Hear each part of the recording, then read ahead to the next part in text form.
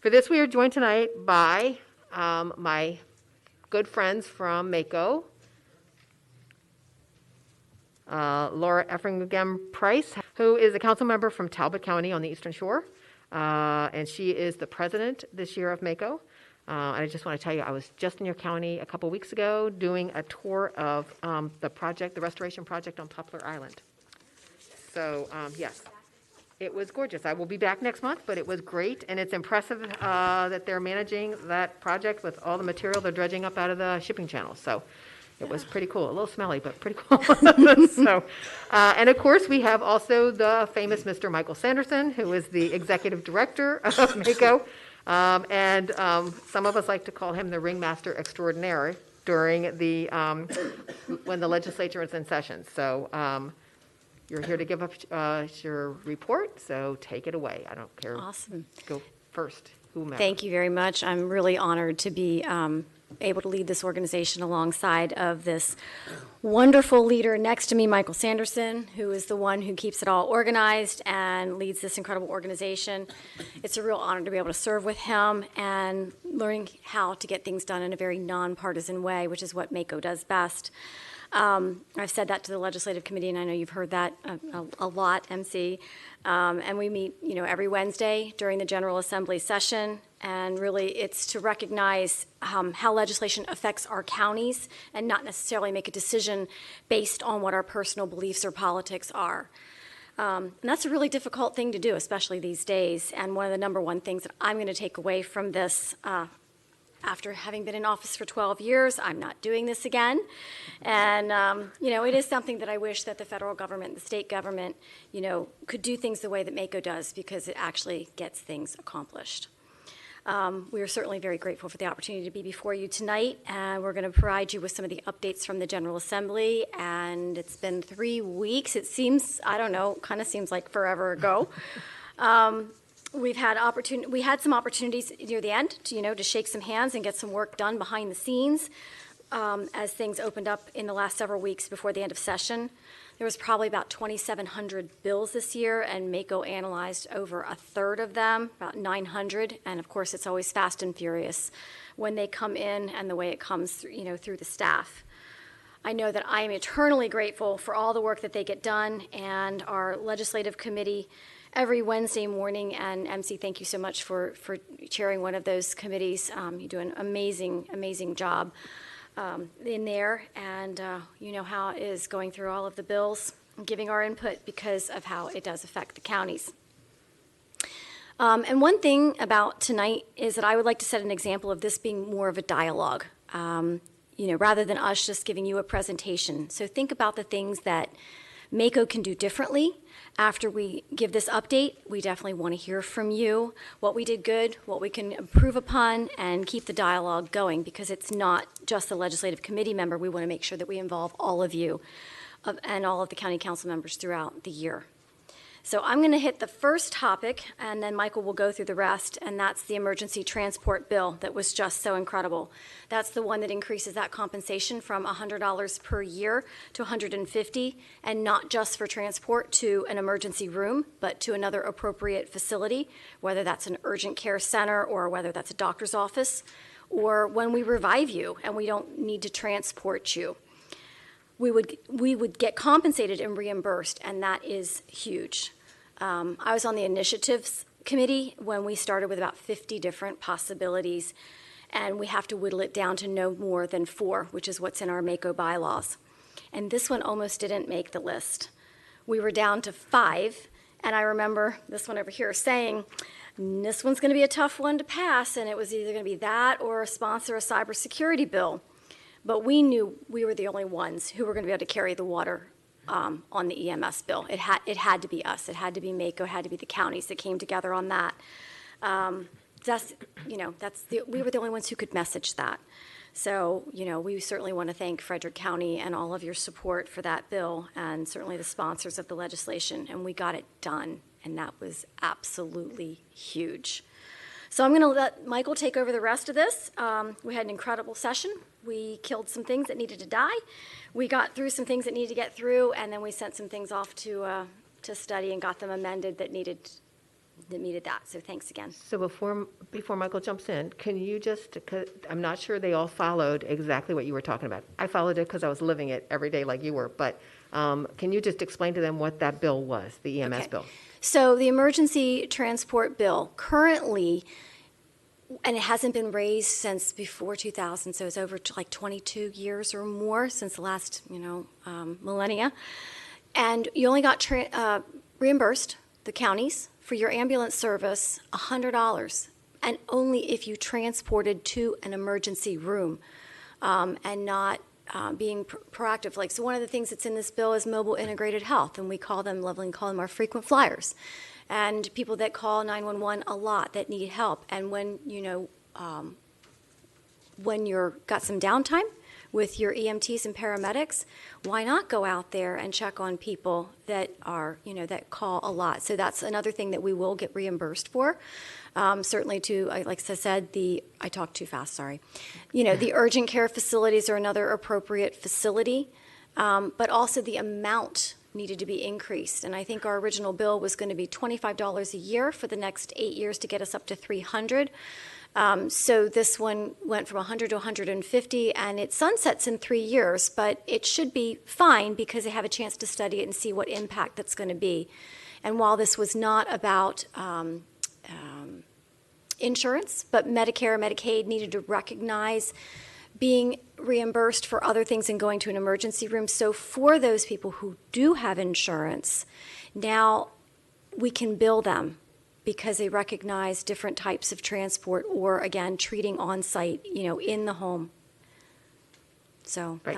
that's what that bill does, which was, just so huge And for our that was a emergency huge fight. services and reimbursements. Thanks. Okay, go ahead. Thank you very much Thanks very much for your time this evening, and I want to be respectful of that. I'm Michael Sanderson, the director of the Maryland Association of Counties.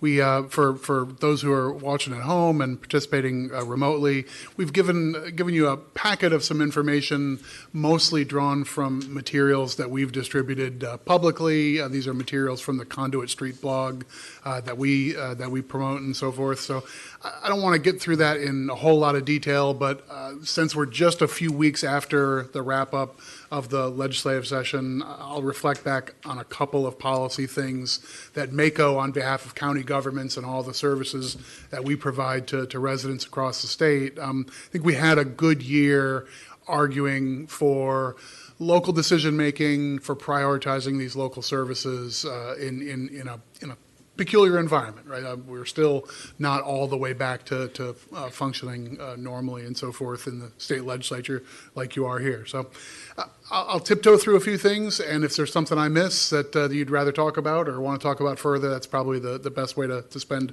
your time. I tend to start with fiscal issues, and a lot of time I've been at this table talking about we had to do battle against budget cuts and things like that.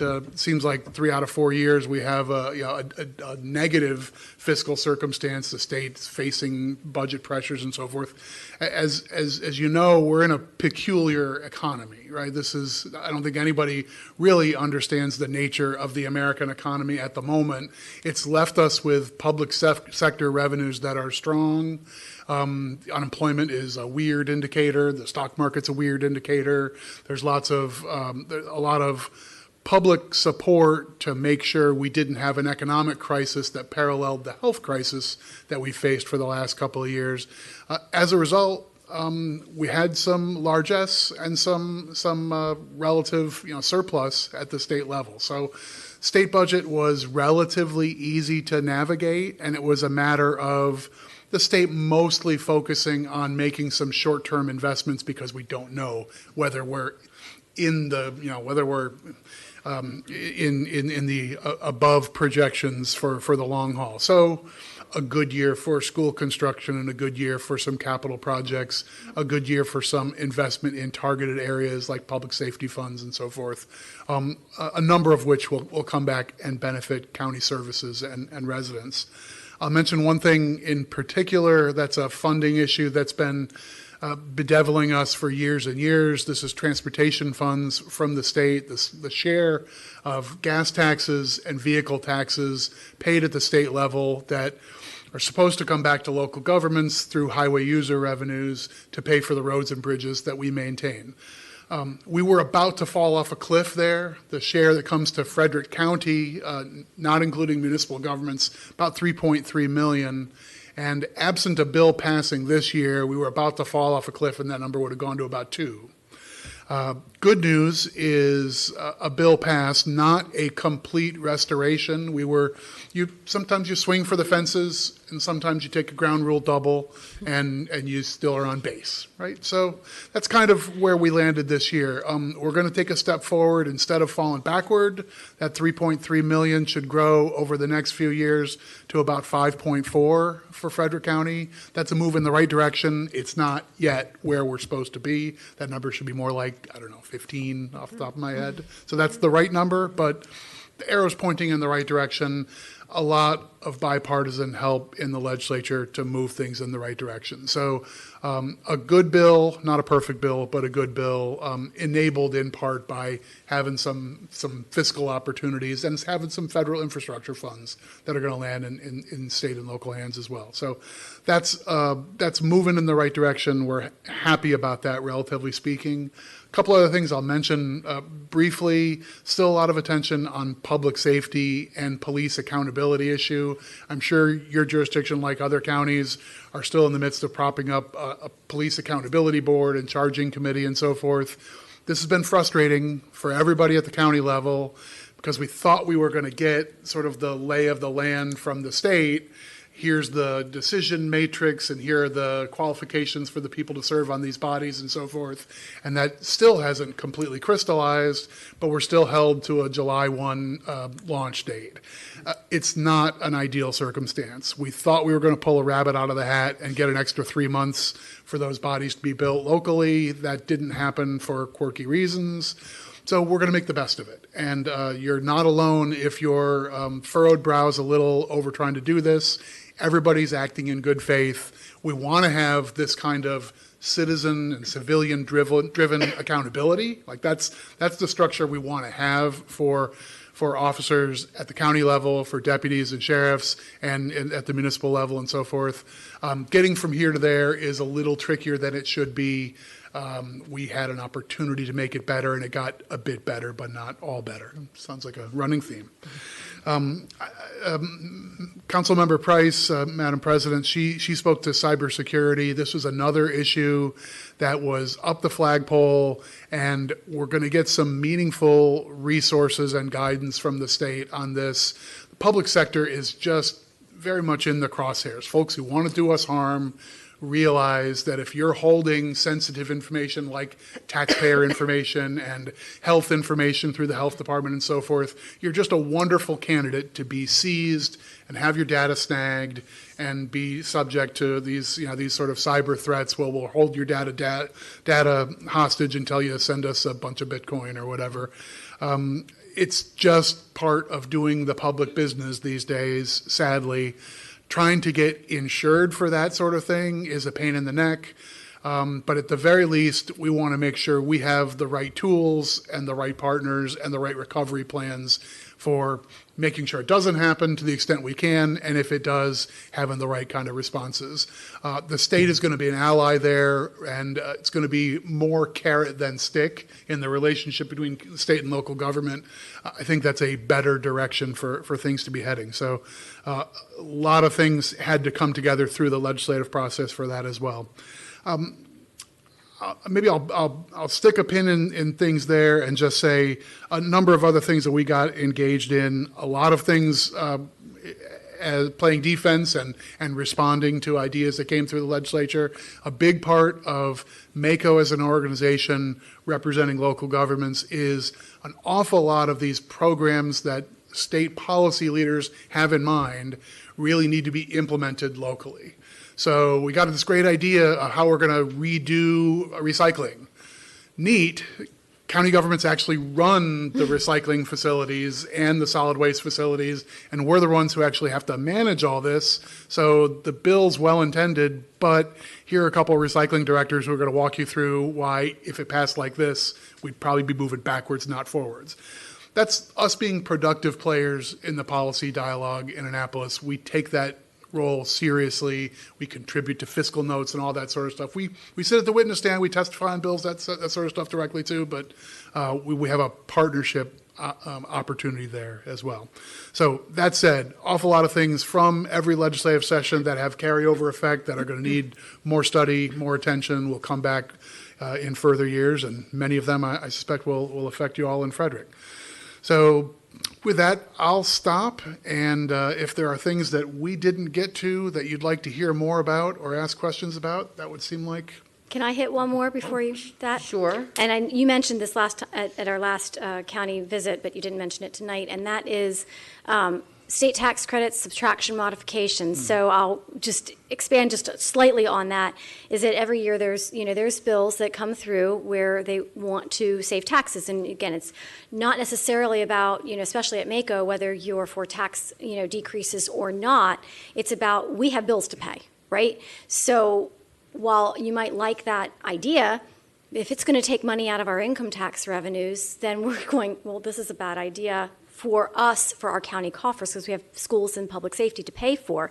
And I'd say for probably the last 5-6 years, at least that many years, after sitting on the Budget and Tax Committee, and MACo came up with a statement. Instead of testifying on every single one of these, what I call subtraction modification bills, which take money from, reduce the state revenues, but also reduce the county revenues in income tax. And every year we have this nice statement, and they finally understand it. And what came through this year with the tax decreases were state tax credits. And I think this is the first year they've done that. And that's MACo's persistence and getting that messaging out. And in years past, the bills died and really didn't affect us.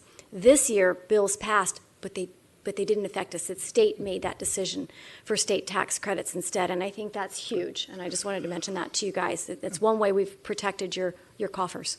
And as a practical matter, I think what MACo stands for there is that each jurisdiction has its own set of circumstances, and if you're in a circumstance where some sort of tax relief, short-term or long-term, may make sense, that should be your decision rather than coming from the state saying everybody's just along for the ride. So the state decided to target most notably seniors up to a certain income level and looking at sort of retirement taxation competitiveness and saying, okay, $1,000 tax credit for people up to a certain income level is a way to move the needle on that front, but doing it as a state tax credit doesn't mean it becomes a Washington County and Garrett County and Frederick County and Carroll County ride along as well. You all get to decide. Do you want to do something through your property taxes or through some other local means to affect either the same thing or something similar? Should be your call. So that was a big win. I wanted to mention that. Agreed. Okay, all right. So I will open it up to anyone have any quick questions for these folks. Councilmember Donald? Thank you. I'm looking at the nice page, stuff you handed out. It's not numbered, so it's on the back side of the fifth piece of paper. Okay. That's okay. It says MACo supported HB 445 and SB 543.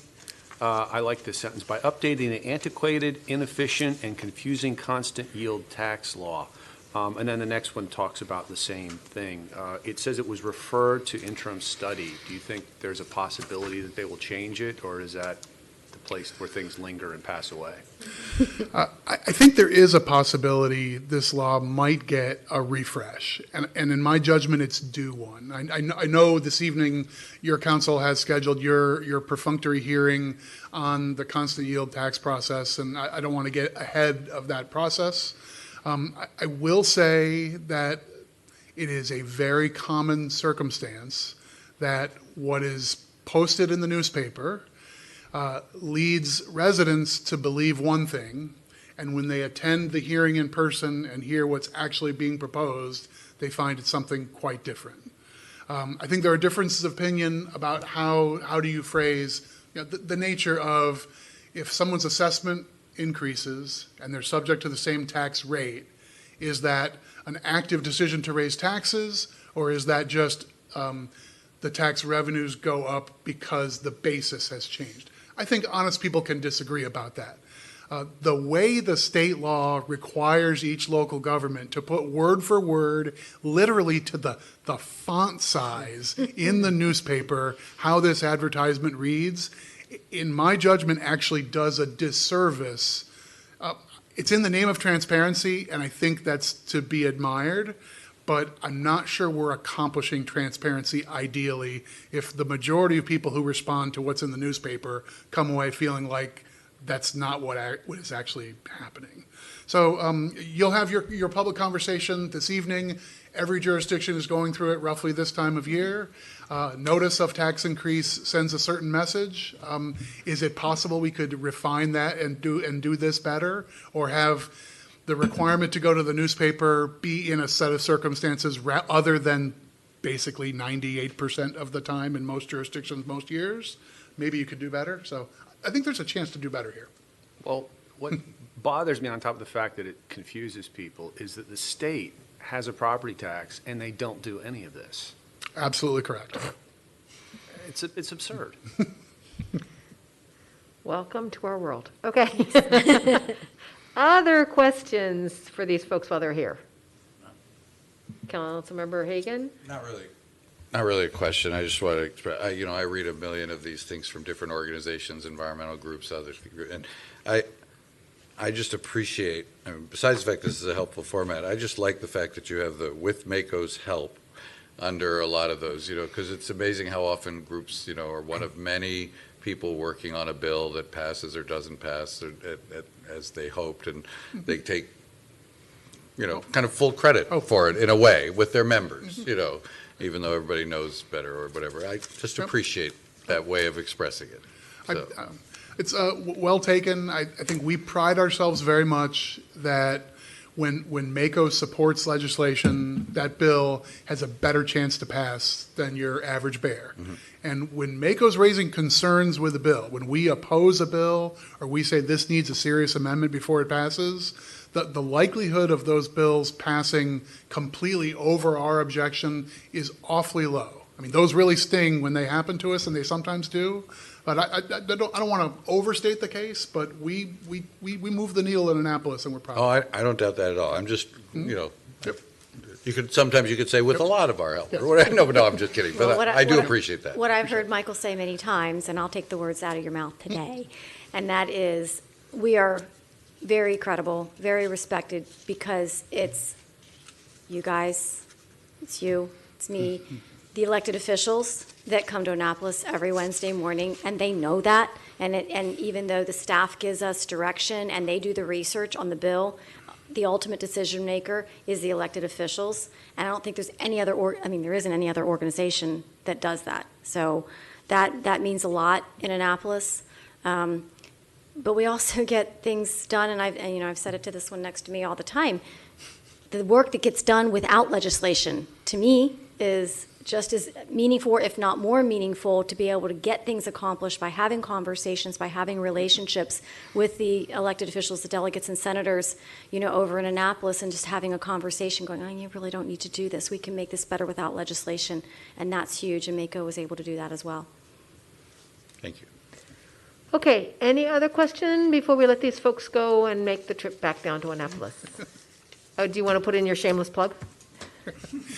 We are looking forward to having a lovely event in August. It'll be situated wonderfully just on the heels of a primary, and we know that this is an election year, and that's got its own degree of fun and that sort of thing. But always a good opportunity to connect, share best practices, do some looking backward, looking forward, and look forward to seeing many there. And Council President, I am looking forward to seeing you in Talbot County next month. I will host you quite well. Well, let's just, we could go out and tour Poplar Island again if you want. Sounds good. We're going to be close because we're going to stand on Tillman. Okay.